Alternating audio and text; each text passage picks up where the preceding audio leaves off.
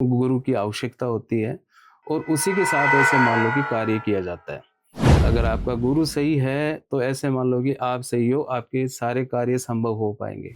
कि आज भगवान शिव है, तो भगवान शिव थे तो उनके सानिध्य से ये सारी चीजें की जाती है। आम इंसान नहीं कर पाता है, उस इंसान का लेवल भी होना चाहिए, उसकी भक्ति भावना ऐसे मान लो कि अगर उसके साथ होती है, उसने की है, उसे महसूस करना पड़ता है कि मैं इस फील्ड में, इस क्षेत्र में आया और आज मैं ये कार्य कर रहा हूँ।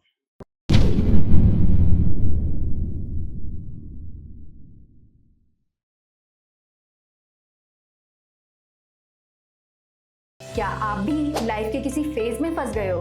रिलेशनशिप इश्यूज हो या फैमिली प्रेशर, करियर कंफ्यूजन या हेल्थ स्ट्रगल्स, मेंटल ब्रेकडाउन्स हो या मनी स्ट्रेस, टीवीटी है आपके साथ एक ऐसी जगह जहां पर आपको गाइडेंस मिलेगी बिना किसी फिल्टर के। चाहे आपको चाहिए क्लैरिटी, हीलिंग या सही डायरेक्शन, तो हमसे जुड़िए, हमें डीएम कीजिए या फिर हमें व्हाट्सएप कीजिए 8448801064 पर। आप रेडी हो तो जुड़िए टीवीटी के साथ, जहां आपको मिलेगा हर सवाल का सच्चा जवाब। TVT, real talks, real health, real you. Hello and welcome once again at TVT. आपको हमारी पिछली वीडियोस बहुत ज्यादा पसंद आई एंड आई होप कि आपको हमारी आज की भी स्पेशल वीडियो उतनी ही पसंद आएगी, क्योंकि आज एक बार फिर से हमारे साथ ऋषि तांत्रिक जी जुड़ चुके हैं, जो कि हमें बताएंगे अग्नि माया साधना के बारे में, तांत्रिक क्रियाओं के बारे में, और उनके जिंदगी में ऐसा क्या मोड़ आया कि वो तांत्रिक बने या साधक बने। तो इस वीडियो को एंड तक जरूर देखें। नमस्कार तांत्रिक जी। नमस्ते कनिका जी, आपको और टीवीटी के माध्यम से आज मैं जुड़ा हूँ। आपको और आपकी पूरी टीम को दिल से धन्यवाद, और बिल्कुल मेरी तरफ से हर एक इंसान के लिए कार्य करूँगा तो संभव होगा, आप चिंता ना कीजिए। तो तांत्रिक जी, हम ना आजकल सोशल मीडिया पे बहुत ज़्यादा देख रहे हैं कि जो लोग हैं ना, वो अपनी परछाई में भी उनकी साधना कर ले रहे हैं, अपनी परछाई पे भी नियंत्रण पा ले रहे हैं। तो बिल्कुल ऐसा है कि देखो, जो छाया छाया होती है, परछाई होती है, तो उसमें देखो दो तरीके से काम किया जाता है। पहला काम क्या होता है कि जो पानी होता है और एक तेल होता है, तो उसके अंदर कोई इंसान का चेहरा उसके अंदर देख लिया जाता है, तो उसके ऊपर कार्य होता है। और जो परछाई होती है, वो इंसान के साथ चलती है। तो परछाई का क्या होता है कि उसमें उस इंसान को ये देखना पड़ता है कि ये इंसान इस रास्ते से जा रहा है, और उस रास्ते से जा रहा है तो उसके जो पैर की जो मिट्टी होती है और वो वहाँ से निकला है, तो उसको एरिया ध्यान में रखना पड़ता है, क्योंकि उसके पैर जैसे ही चलेगा तो उसके पैर के अकॉर्डिंग वो समझ जाएगा। तो वहाँ की जो मिट्टी होती है, उस मिट्टी को अगर लेकर कोई इंसान कार्य करवा सकता है। अच्छा। और वहाँ पर कुछ कोई ऐसी चीज़ें भी साथ में लेके जानी पड़ती है, तो वो क्या है कि देखो, डायरेक्टली हम बोल नहीं सकते हैं, लेकिन उस पे कार्य किया जा सकता है। ये चीजें सच में काम करती हैं। बिल्कुल होती है। तो तांत्रिक जी, अब जैसे हम बात करें, हम ना साधनाएं काफी सुनते कि कई प्रकार की साधनाएं होती हैं, लेकिन सबसे ज्यादा ऊर्जावान कौन सी साधना है? देखो, अगर गुरु के सानिध्य में कोई भी काम किया जाता है, तो देखो, गुरु से पढ़ा लिखा हुआ इंसान डॉक्टर भी बनता है, इंजीनियर भी बनता है, कलेक्टर भी बनता है। हम्म। तो वैसे ही क्या होता है कि जिस प्रकार की साधना होती है, चाहे तंत्र की हो, चाहे अघोरी हो, तो उनमें ऐसे मान लो कि कोई ना कोई बाप का बाप कोई नहीं होता है, ठीक है? लेकिन ऐसा है, अगर आपको कुछ सीखना हो और अपने जीवन को बदलना हो, या कुछ अपने अंदर कुछ अपना टैलेंट लाना हो, तो उसमें गुरु की आवश्यकता होती है और उसी के साथ ऐसे मान लो कि कार्य किया जाता है। अगर आपका गुरु सही है, तो ऐसे मान लो कि आप सही हो, आपके सारे कार्य संभव हो पाएँगे।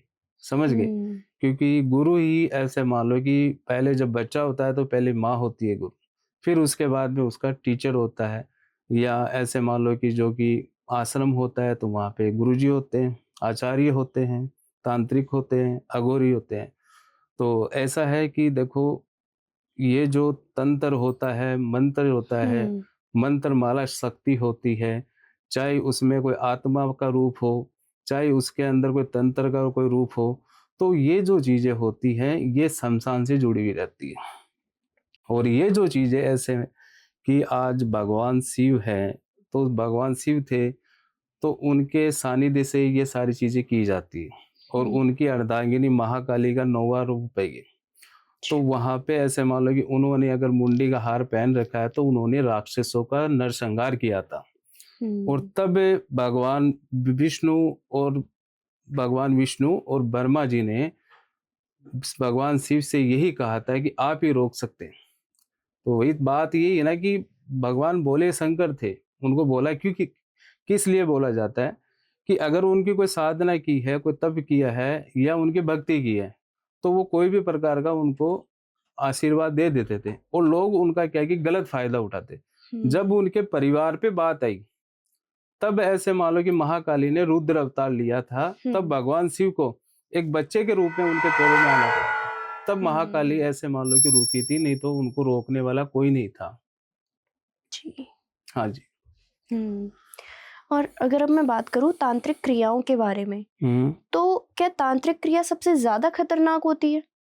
जी बिल्कुल ऐसा है कि देखो, ऐसी क्रियाओं के लिए शमशान को जगाना पड़ता है। और शमशान को ऐसे मान लो कि कोई जीता जागता इंसान को जगाता है, तो वो ऐसे मान लो कि उसकी सेवना होती है। अब सेवना इंसान को आत्माओं का भी साथ लेकर करना पड़ता है। वो तो एक कार्य होता है कि जिस कार्य में जैसी जरूरत होती है, हवन के माध्यम से होती है तो हवन के माध्यम से, कोई तंत्र से होती है तो तंत्र के अंदर वैसी चीजें इन्वॉल्व की जाती हैं। तो शमशान जगाने से ये सारी चीजें संभव होती है। उसमें ऐसे मान लो कि कच्चे कलवे की भी सेवना होती है, तो वो भी एक शमशान होती है। उसका एक जगह स्थान निर्धारित है कि इंसान जीता जागता धरती पे घूम सकता है, लेकिन मरने के बाद में चाहे वो करोड़पति हो चाहे वो गरीब हो, उसको यहीं आना है। तो वहां पर ही उसका स्थान है और वहां पर ही ऐसी चीजें तंत्र क्रियाएं जो होती है वहां से इन्वॉल्व होती है और वहां से की जाती है, क्योंकि वहां से वास होता है ऐसी चीजों का और वहीं पे उनका नष्ट किया जाता है। जी। और तांत्रिक जी, हम ना मतलब ये भी आजकल बहुत देख रहे हैं कि लोग मतलब कुछ बोल रहे हैं और जो सामने वाला मतलब जिसको वो बोल रहे हैं, मंत्रों का उच्चारण कर रहे हैं जिसके लिए, वो उनके नियंत्रण में आ जा रहा है। तो ऐसी चीजें भी होती है? तो उसमें क्या होता है कि देखो, अगर कोई इंसान मंत्र उच्चारण कर रहा है किसी इंसान की प्राप्ति के लिए, तो उसमें क्या है कि वो इंसान किसी से कार्य करवा रहा है और कार्य उसका चल रहा है, फोटो के माध्यम से हो चाहे उसके कपड़ा बाल या उसके शरीर से जुड़ी हुई चीज, टच हुई हुई चीज, तो उसके साथ क्या है कि वो कोई अनुष्ठान के जरिए या किसी भी प्रकार की जो क्रिया उसे जो उसके अंदर इन्वॉल्व करनी पड़ती है, तो वैसी क्रियाएं करता है। फिर उसका मंत्र माला जाप उसे भी करना पड़ता है। आप कोई भी काम, कोई भी इंसान कार्य करता है तो पैसे से कार्य नहीं होता, उसके साथ उसको कनेक्ट होना पड़ता है, तब जाकर उसका कार्य होता है। ऐसे नहीं कि हमने पैसे दे दिए, आप ही करो, आप ही जानो, आपका काम जाने। आपकी जो परेशानी है उसमें आप भगवान के सामने समर्पित होके इस कार्य को स्वेच्छा से आप करवाओगे तो बिल्कुल उसमें कामयाबी मिलेगी, नहीं तो नहीं मिल पाएगी। जी। पैसे से बड़ा कोई नहीं है, लेकिन ऐसा है कि पैसा आपने दे दिया है कि पैसे से मैं काम करवा रहा हूँ, तो उसमें आपको कनेक्ट होना ही पड़ेगा। तो तांत्रिक जी, हम ना कामाख्या माँ के मंदिर के बारे में और उनके मतलब जो तंत्र होते हैं, मंत्र होते हैं, उनके बारे में बहुत ज्यादा सुनते हैं। जी। लेकिन आप एक बार हमें बता सकते हैं कि काली रक्त साधना क्या होती है? काली रक्त साधना ये होती है कि जैसे कि कोई भी साधना होती है तो उसके अंदर कोई ना कोई चीज इन्वॉल्व होती है, इंसान को उस चीज को त्यागना पड़ता है। तो काली रक्त साधना का मतलब ये है कि जैसे कि आज हमने माँ ने हमें जन्म दिया है, कल को उसे ब्लड की जरूरत पड़ी, तो वो बेटा ही क्या काम का जो ब्लड नहीं निकाल दे सकता। तो अगर कोई साधक होता है तो वो साधक ऐसे मान लो कि अगर माँ काली की उपासना करता है, तो उसमें क्या होता है कि वो रक्त ऐसे मान लो कि इंसान का खुद का रक्त का ऐसे मान लो कि छींटा लगता है और वो माँ को अर्पित करना पड़ता है कि माँ मैं तेरे लिए हर जगह हर तत्व पर, न चाहे मरना मारना, ऐसे मान लो कि आप जो कहोगे, आपका जो आदेश होगा, मैं हर जगह तैयार हूँ। चाहे मैं अपने शरीर का भी मुझे त्याग करना पड़े तो वो भी मैं तैयार हूँ। तब जाकर वो रक्त साधना ऐसे मान लो कि उसे माँ काली का आशीर्वाद मिलता है। और उसमें क्या होता है कि जैसे कि पुष्प होते हैं और उसके अंदर जैसे कि लाल कलर का जो टीका होता है, और पहले के ज़माने में तो देखो कोई बलि वगैरह ऐसी प्रथा होती थी, लेकिन क्या है कि वो उस समय की बात थी। लेकिन क्या है कि आजकल ऐसे मान लो कि इंसान जो करता है और जो साधक होता है तो उसे क्या है कि किसी इंसान की अगर कोई जिंदगी वो बचा रहा है तो उसमें क्या होता है कि वो इंसान अपने शरीर का एक छींटा भी एक ऐसे मान लो कि उसमें समर्पित करता है, तब वो क्रिया हो पाती है। अच्छा। हाँ जी। हम्म। क्योंकि ये ऐसे मान लो कि मैंने आपको बताया था कि ये जो रुद्र अवतार था माँ का, तो ये रुद्र अवतार ऐसे ही नहीं लिया गया था। हम्म। उसमें ऐसे मान लो कि जो माँ काली की रक्त साधना जो होती है, तो उसमें ये मुंडियों का हार उन्होंने डाल रखा है, तो राक्षसों का उन्होंने नरसंहार किया था। हम्म। तो नरसंहार किया था, तो उसमें ऐसे मान लो कि ब्लड ही ब्लड लगी है तो मुंडियाँ रहती है, समझ गए? तो वो इसीलिए लगे हुए रहते हैं कि माँ ने नरसंहार किया था, क्योंकि बुराई जो होती है जब बढ़ जाती है, तो उसका ऐसे मान लो कि उसके लिए रुद्र अवतार लेना ही पड़ता है। तो वो एक रुद्र अवतार था माँ का। तब जाकर ये सारी चीज़ें ये आम इंसान नहीं कर पाता है। उस इंसान का लेवल भी होना चाहिए, उसकी भक्ति भावना ऐसे मान लो कि अगर उसके साथ होती है, उसने की है, उसे महसूस करना पड़ता है। और ये जो साधनाएँ करते हैं तो वो ऐसे मान लो कि जीते जागते ऐसे मान लो कि इंसान का रूप होता है, लेकिन उसके शरीर में आत्माओं का वास होता है और वो उसके इर्द-गिर्द साथ में ही रहती है एनी टाइम। अच्छा। क्योंकि हम्म। जो आत्माओं को रखता है तो उसे झेलना भी पड़ता है। और कोई भी चीज़ ऐसे मान लो कि इंसान के पास किसी कार्य को वो पूरा करता है, तो हम्म। उसके लिए कोई भी प्रकार का भोग होता है, तो वो अगर उनका कार्य संभव करते हैं, तो उनको हम्म। भी भोग देना पड़ता है। अब वो चाहे कच्चे कलेवे की सेव ना हो, उनको साथ लेके चल रहा है, तो वो एक बच्चे की तरह है, तो उनको बिस्कुट खुआ के भी राज़ी किया जाता है, समझ गए? तो वो ऐसे मान लो कि कार्य करते हैं, तो उनको भी भोग देना ही पड़ता है। अच्छा। जैसी जिसकी भावना वैसा ही मन होए। हम्म। तो बोलना आसान है, लेकिन उसको लेकर चलना, उनसे कार्य करवाना और उनको साथ रखना, ये ऐसे मान लो कि हर एक इंसान के बस की बात नहीं। हम्म। बिल्कुल। और जैसे कि हम ना मतलब बाकी सारी साधनाएँ मतलब हमारी जितनी भी बातें हुई हैं अभी तक तांत्रिकों से, तो उन्होंने ये कहा है कि आप जितनी भी साधनाएँ करेंगे उसमें आपको अपना मोह त्यागना होगा, जो आपका प्यार-व्यार है, आपका घर-परिवार सब त्यागना होगा। तो क्या अगर हम काली रक्त साधना करते हैं तो उसमें भी हमें ये सब चीज़ें करनी पड़ेंगी? बिल्कुल देखो, उसमें क्या होता है कि एक समय होता है, जब इंसान ऐसे कार्य जो होता है उसके अंदर जाता है, तो उसके अंदर ऐसा है कि अगर माँ ने ऐसे मान लो कि उसको आशीर्वाद दिया है कि तू भी अपनी गृहस्थी जो है उसके अंदर जा सकता है, तो बिल्कुल जा सकता है, कोई ऐसा इश्यू नहीं होता है इसमें। लेकिन क्या होता है कि वो माँ के वचन पे ही होता है। और माँ ने अगर बोल दिया है कि तुझे निस्वार्थ होकर तुझे ऐसे मान लो कि मेरी पूजा अनुष्ठान करना है, तो ऐसे मान लो कि उसे और उस इंसान के मन में भी होना चाहिए। अगर उसके अभी इंसान देखो दोनों हाथों में लड्डू लेके चलेगा तो एक भी नहीं मिल पाएगा। तो या तो भक्ति कर लो और या ऐसे मान लो कि अपना गृहस्थी जीवन हो या उसको त्याग नहीं सकता है तो वो उसके साथ संभव नहीं है। दोनों हाथों में आप लड्डू लेके हमें पहले स्टिक रहना पड़ता है कि हमारा पहला स्टेप क्या है, हमें किस हुँ। तरफ जाना है। अगर आप साधना में हो तो साधना में भी रह के इंसान शादीशुदा होते हैं, हुँ। लेकिन उसे ऐसे मान लो कि जो कार्य इंसान जो वो करता है, तो उसमें टाइमिंग वगैरह उसमें देनी ही पड़ती है। घर को भी देना पड़ता है, तो मंदिर को भी सँभालना पड़ता है। ये जी। बात है जी। तो तांत्रिक जी जैसे कि हम लोग ना अपने धर्म में मानते हैं कि जो अग्नि है, वो बहुत ही ज़्यादा पवित्र मानी जाती है हमारे धर्म में, है जी, ना? जी। तो एक बारी ना हम आप हमें ये बताइए अग्नि माया साधना के बारे में क्योंकि इसके बारे में हम आजकल बहुत ज़्यादा सुन रहे हैं। देखो मैं आपको स्टेप से बताता हूँ कि अग्नि ऐसे मान लो कि इंसान का जन्म, परण, मरण इन तीनों चीज़ में अग्नि होती है। लेकिन उसका स्थान अलग होता है। अब घर में इंसान जब जन्म लेता है तो हुँ। वो घर के तक है। हमारे घर के देवी-देवता हैं, अग्नि देवता उनको मनाते हैं। मरने के बाद में अग्नि दाग होता है, तो उसमें अग्नि दी जाती है। अब इसमें क्या होता है कि देखो टॉपिक होते हैं अलग-अलग। तो ये मैंने आपको 3 टॉपिक बताए। अब कोई भी इंसान किसी भी प्रकार का कार्य कर रहा हो, तो उसके अंदर अग्नि इन्वॉल्व होती है। और अग्नि ऐसे मान लो कि इंसान जब कोई भी साधक अपनी साधना करता है, तो हवन जलाता है, अनुष्ठान करता है, तो उसमें अग्नि इन्वॉल्व होती है। अगर कोई साधक ऐसे मान लो कि किसी बुरी आत्मा को अपने फेवर में या कंट्रोल में लाना चाहता है, तो उसे अपना घेरा बनाना पड़ेगा अग्नि से, क्योंकि वो उसको क्रॉस करके नहीं आ सकती है। ये एक सेफ्टी कवच है, ठीक है? और अग्नि ऐसे मान लो कि इंसान को दिखती है, वो जलती है। वो जलती है लेकिन वो इंसान को दिखती है, लेकिन वो महसूस होती है। आप उसके पास जाओगे तो महसूस होगी। तो कोई भी चीज़ का ऐसे मान लो कि कोई न कोई कनेक्शन होता है, हम्म। और जैसा काम होता है तो वैसे उस इंसान को इन्वॉल्व अपने कार्य में करना ही पड़ता है। जल होता है, वायु होता है, अग्नि होती है।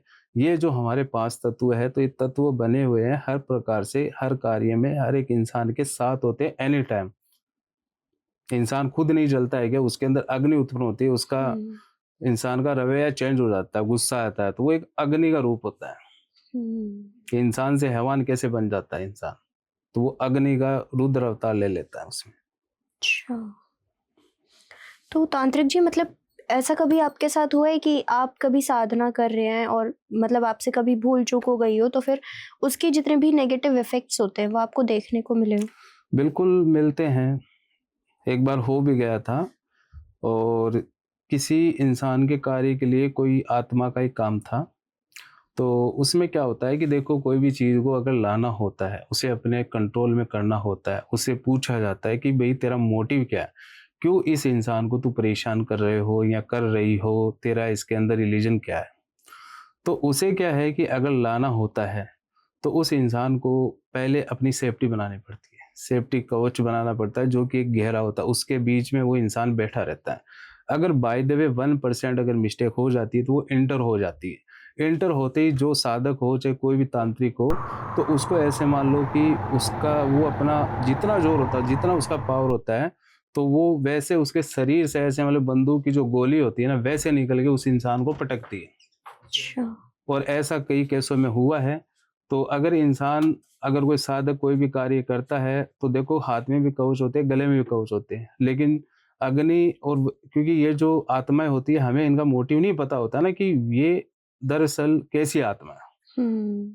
क्योंकि इसमें ऐसे मान लो कि अगर कोई पापी इंसान होता है, जिसके अंदर ना जीव के अंदर दया होती है, ना कोई इंसान के लिए दया होती है, तो वो जीते जी किसी इंसान का या किसी जीव का भला नहीं किया, लोगों को परेशान किया है, तो उसका भाव तो वैसा ही है ना। तो वो भाव उसका वैसा है, तो शुरू शुरू से उसके नेचर ही ऐसा रहा है, तो वो अगर मरने के बाद भी किसी इंसान का भला थोड़ी ना करेगा। तो उसके अंदर वो वैसा ही पावर होता है। जी।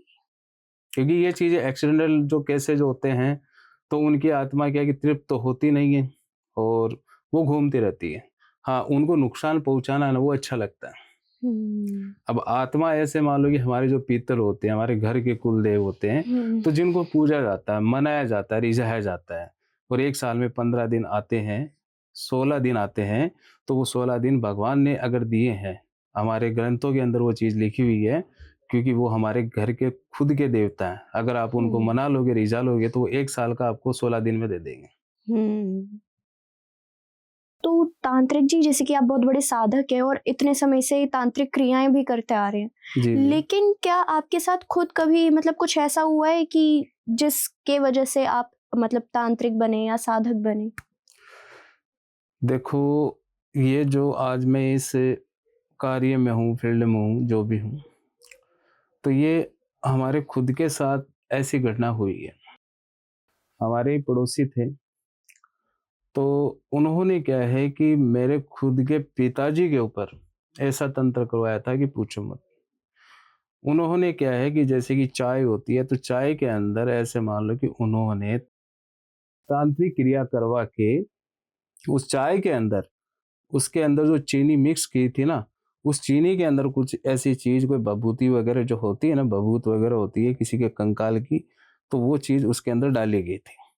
अब वो चीज़ ऐसे मान लो कि इंसान मुँह से चाय पीता है, तो जैसे वो पूरे शरीर के अंदर गई, तो शरीर के अंदर इतने छाले जो होते हैं ना इंसान के, वो ऐसे मान लो कि अंदर ही अंदर पूरे शरीर के अंदर हो गए थे मेरे पिताजी के। मैं तो बहुत छोटा था उस टाइम पे, बहुत ट्रीटमेंट करवाया और करवाया, बहुत से हॉस्पिटल वगैरह। फिर क्या है कि हम कुछ ऐसी जगह गए, तो वहाँ पर क्या है कि हमने ये दिखाया था, माता जी का दरबार था, तो वहाँ पर उनके पास हम काफ़ी टाइम बाद में लेके पहुँचे थे, हालाँकि इधर-उधर और भी जगह गए थे, लेकिन समझ में नहीं आया था वो किसी को भी।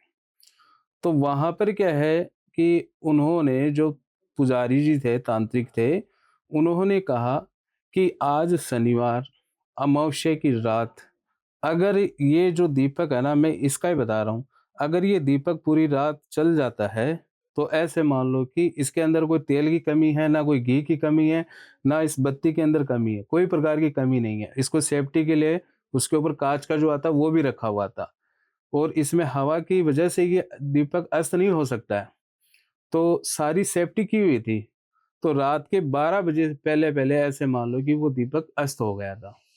और जैसे ही अस्त होता है तो उसके बाद में उन्होंने कहा अब मेरे पास इलाज नहीं है, क्योंकि ये चीज़ 99% हो चुकी है, अब 1% बिल्कुल नहीं हो सकता है। ये 1% यही था, अगर आज ये दीपक चल जाता है तो मैं कल इनको ठीक कर सकता हूँ। उनकी ऐसी हालत हो गई थी कि पूरा शरीर अंदर से ऐसे मान लो कि खोखला हो गया था।